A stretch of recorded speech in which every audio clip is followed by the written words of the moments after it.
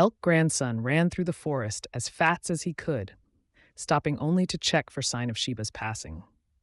The wind began to pick up and started to raise the fallen leaves around him, circling in the air. He stopped.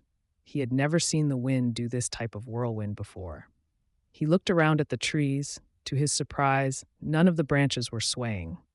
"Don't be frightened, young hunter," came a whisper out of the wind.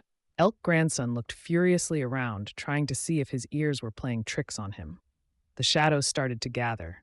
They twisted and twirled and grew to the black, fiery form of Elkapella. "Sheba is near and safe," whispered Elkapella. "She is waiting for you, Elk Grandson." Elk Grandson's legs were shaking so bad that he fell to his knees. He couldn't believe what he was seeing. He believed Sheba when she said legend was true, but to come face to face with Elkapella was overwhelming. I'm so sorry," he stammered. "I am so sorry for doubting in you. I have been so wrong." Elkapella placed his dark, shadowy hand on Elk Grandson's shoulder, causing him to slightly jump. "Forgiveness is something I shall always give," he said kindly. "Same as who created me." Elk Grandson felt his heart grow lighter, and he knew he had to forgive himself too. "What should I do?" he asked, a tremble in his voice. "I don't know what to say. All I know is I have to see Sheba." Elkapella pointed his dark, misty arm. "Go to her," he said. "Her heart and mind are in battle, as is yours." 43 JB mounteer Elk Grandson looked up at Elkapella. "But why?" he asked, wiping away a tear. "What did I do to upset her so?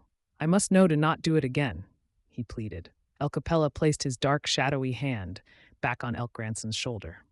Suddenly, Elk Grandson found himself drown away in a vision of time and change. He was seeing things as an eagle, a wide view from above. He saw Sheba as an elk with her parents. He saw them run in fear, and he felt and saw when she changed into a woman. He could feel her anger at the hunter, the one she thought took them away from her, and finally saw himself Sheba. They were sitting, talking, and laughing by the river, and could feel the love that she felt for him. Everything was clear. With a jolt, Elk Grandson found himself back on his knees in the forest, Elkapella floating over him. He jumped up and looked to where Elkapella had pointed. "I finally understand," he said boldly, "and I know what I must do." Elkapella nodded his large head, his antlers to pass through a tree branch. Elk Grandson started running through the trees again. His heart was pounding, and his mind was racing until he found the small meadow and the large elk standing in it. He took a deep, hopeful breath. "Are you Sheba's parents?" he asked, thinking he must be going crazy. He jumped back when they both needed. The two elk looked behind them and walked apart to reveal Sheba still in human form. Elk Grandson, still connected, felt Sheba's heart leap with joy at seeing her, her mind now clear. He ran up to her and knelt down. "Sheba," the desperation deep in his voice. "I don't care what you are or what I am. I just want to be with you." He reached up and took a hold of her hand. "I love you, Sheba." A Legend of Elkapella, Ella 44. Sheba's eyes filled with tears as Elk Grandson held up the flower. A tear fell from her big brown eye as she took the flower. She knelt down with him. "I love you too, Elk Grandson," she said, throwing her arms around him. After a few blissful moments, she opened her eyes and could see the dark figure of Elkapella dancing just inside the tree line.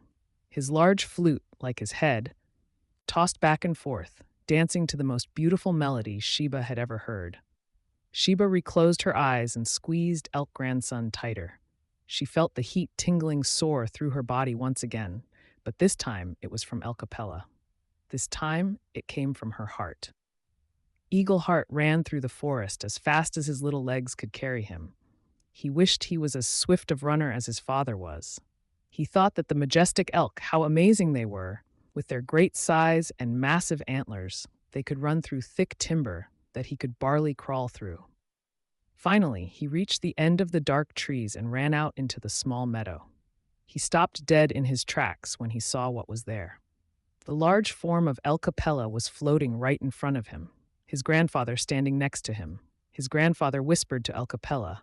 Elkapella nodded, and together they waved Eagle Heart closer. "Grandfather."